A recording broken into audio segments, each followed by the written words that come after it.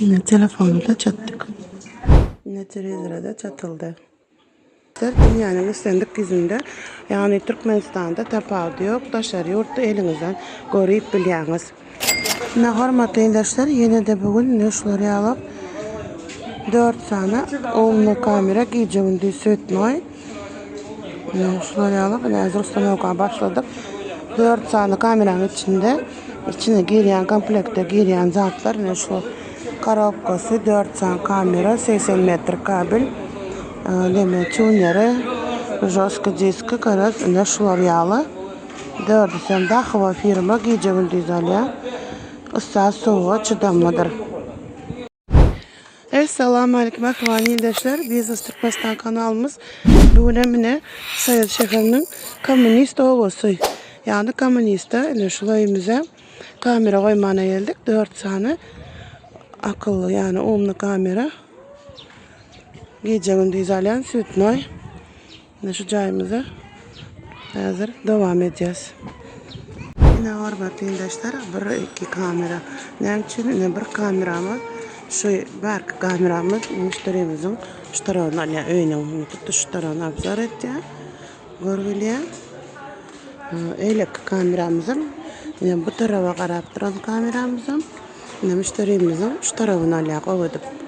Görüp biliyor işte ben biliyorum. Kameralarımızı mehriban arkadaşlar dünyanın istendik yüzünde yani Türkmenistan'da tapağı yok, taşar yurtta elinizden görüp biliyorsunuz. Sesine meşte oturuyorsunuz, görüp biliyorsunuz. Şöyle akkuratlıca deyip kameralarımızı yerleştirip hazır devam edeceğiz. Televizyona, telefona çatılışından korkacağız. Hormatlı arkadaşlar, 3. kameramızın şu tayip koyuldu. Müşterimizin öyünün şu taraf kapıyı zaten alaryalı edip koyuldu. Şu tarafıyla korkacağız yani. Abzora. Devam edeceğiz. Yine hormatlı arkadaşlar 4. sonku kameramızın müşterimizin şu tayisinden koyduk. Yine şu tarafa abzor edeceğiz. Yine şu tarafını tutuşalım yani. Devam edeceğiz. Yine televizyona telefona çatıp hazır korkuyoruz. Yine televizyona da çatıldı. Şimdi hazır elinize de çatıp veririz. Gülüyorlar.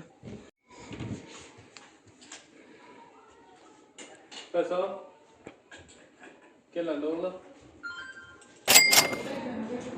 Yine telefonu da çattık.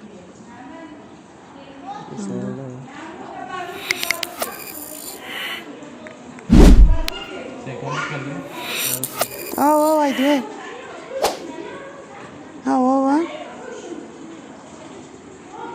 Şükür.